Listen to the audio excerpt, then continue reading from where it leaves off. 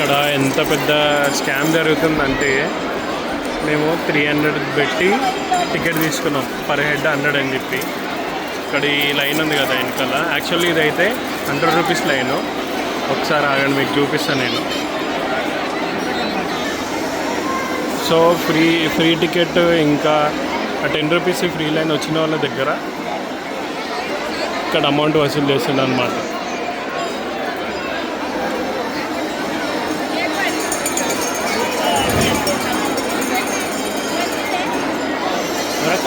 ఇక్కడికి వచ్చిన తర్వాత క్యూఆర్తో పేమెంట్ చేయించుకొని అప్పుడు లోపలికి పంపిస్తుంది ఫ్రీ దర్శనానికి. ఇంకా 10 రూపీస్ టికెట్కి వచ్చిన వాళ్ళని ఇప్పుడు వీళ్ళ వల్ల ఎంతమంది లైన్లో వెయిట్ చేస్తారు చూడండి.